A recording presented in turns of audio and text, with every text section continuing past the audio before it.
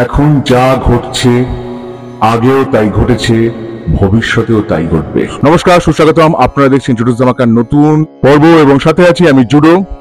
আমি দেখলাম চঞ্চল চৌধুরী, FS9, তানজিকা অভিনীত নতুন ওয়েব সিরিজ কালপুরুষ, যেটা এখন স্ট্রিমিং হচ্ছে চরকিতে। পরিচালক হলেন সলজার রহমান। ফিল্ম সিন্ডিকেটের সঙ্গে চরকির একটা চুক্তি হয়েছিল যে 3 বছরে চরকির জন্য 10টি প্রজেক্ট তৈরি করবে তারা। তারই মধ্যে একটি হলো কালপুরুষ। আর এই ওয়েব সিরিজের নামটা খুবই স্ট্রাইকিং, কালপুরুষ। কালপুরুষ বলতেই প্রথমে মনে পড়ে কালপুরুষ তারামণ্ডলের কথা কিংবা সমরেশ মজুমদারের বিখ্যাত কালপুরুষ উপন্যাসের কথা। ধানমন্ডি থানার SI মিরাজ, তার ওপর এসে পড়ে একটি কেস। ধানমন্ডি লেকের পাশে এক যুবতীর মৃতদেহ পাওয়া গেছে, কিন্তু খুনটা কে করেছে? তার পরবর্তীকালে আরেকটি মৃতদেহ পাওয়া যায়, সেই খুনটি কে করেছে? আবার হঠাৎ করে চলে আসেন প্রাক্তন এক পুলিশ অফিসার জয়ন্ত চট্টোপাধ্যায়, যে ভূমিকায় অভিনয় করেছেন। তিনি বলছেন 1968 সালে ফেরিঘাটের একটি কেসের কথা। হঠাৎ করে আসেন রহস্যময় কালপুরুষ শেহজাদ চৌধুরী, মানে চঞ্চল চৌধুরী, জয়ন্ত চট্টোপাধ্যায়ের চরিত্র। তিনি বলছেন যে শেহজাদ চৌধুরী মানে চঞ্চল চৌধুরীকে তিনি 1968 সালেও দেখেছিলেন, তখনও তার বয়স একই ছিল। এটা আমরা ট্রেলারই দেখেছি। এইটা শুনে আমার মনে পড়েছে শরদিন্দু বন্দ্যোপাধ্যায়ের চিরঞ্জীব গল্পের কথা। আমি বেশি কিছু বলবো না, কারণ যেহেতু থ্রিলার সিরিজ, সাই-ফাই এই গোত্রের সিরিজ, 7টি পর্ব আপনারা নিজেরা দেখে নিন। এবার কি কি ভালো লেগেছে? এক্সিকিউশনটা ভালো, এই যে পরিবেশটা তৈরি হয়েছে, সবসময় যে রহস্যর একটা ভাব, কিন্তু গতিটা আরো দ্রুত হতে পারতো। সিরিয়াস ওয়েব সিরিজের মাঝেও কিন্তু বেশ হাস্যকর কিছু মুহূর্ত আছে।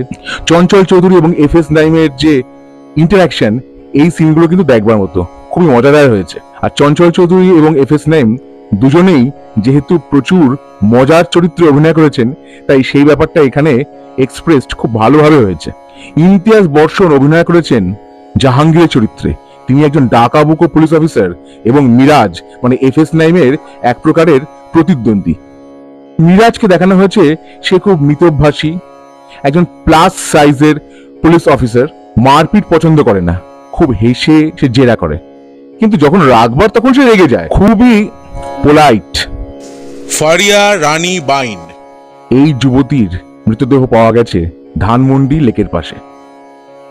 ধানমন্ডি লেক, তার যে পরিবেশ, এবং অনেক সময় দেখানো হয়েছে, রাত্রেবেলাও দেখানো হয়েছে, এই যে আবছায়া, এই ব্যাপারগুলো খুব ভালোভাবে দেখানো হয়েছে।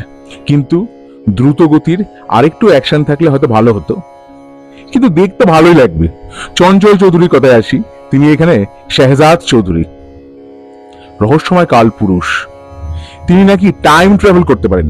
এই একই প্রোডাকশনের কারাগার আমরা দেখেছি, যেখানে দেখানো হয়েছিল মিস্ট্রি ম্যান, কিন্তু কারাগারে আমরা জানতে পেরেছিলাম যে সেখানে টাইম ট্রাভেলের কোনো ব্যাপার নেই, কিন্তু এখানে আছে, এইটুকুই বলতে পারি।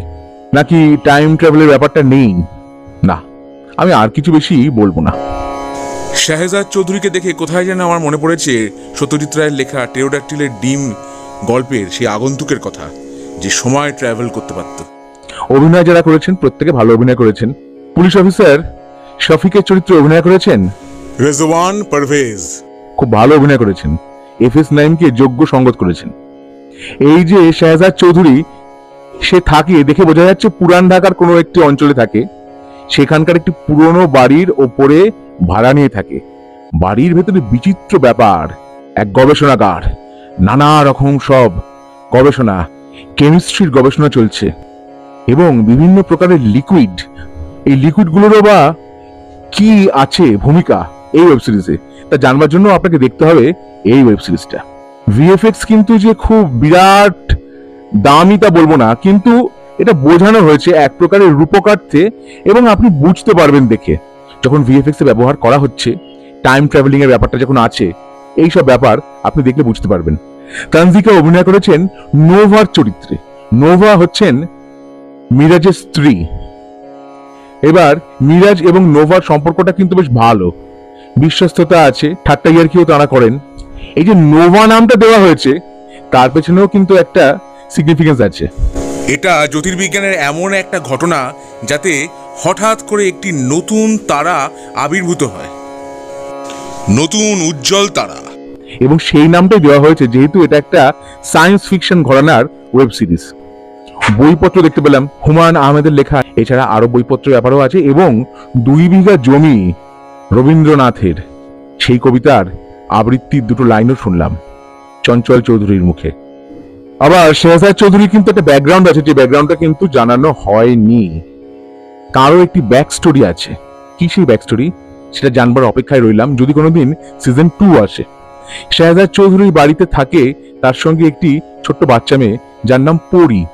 সে একদিকে শেহজাদের অ্যাসিস্ট্যান্ট, অন্যদিকে হেল্পিং হ্যান্ডও বটে বাড়ির। এই দুজনের সম্পর্কটাও বেশ মজার, স্নেহের সম্পর্ক, মাঝে মধ্যে আবার একটু হালকা ঝগড়াঝাটিও হয়, বকাবকিও হয়। এটাও ভালোই লেগেছে দেখতে।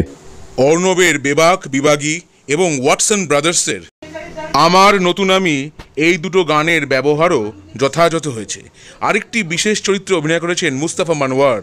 তাহলে কালপুরুষ দেখে আমার কেমন লাগলো, আমার অভিজ্ঞতা আপনাদের সঙ্গে ভাগ করে নিলাম। আমার ভিডিও ভালো লেগে থাকলে অবশ্যই লাইক করুন, শেয়ার করুন, সাবস্ক্রাইব করুন আমার চ্যানেল এবং আমার ফেসবুক পেজ জুডোস ধামাকা, সেটাকেও লাইক করুন, ফলো করুন। পরের পর্বে ফিরছি নতুন কোনো চমক নিয়ে, নতুন কোনো ধামাকা নিয়ে। হ্যাঁ, স্টেলা ভিস্টা, জুডোস ধামাকা, লেটস ডু দ্য ধামাকা।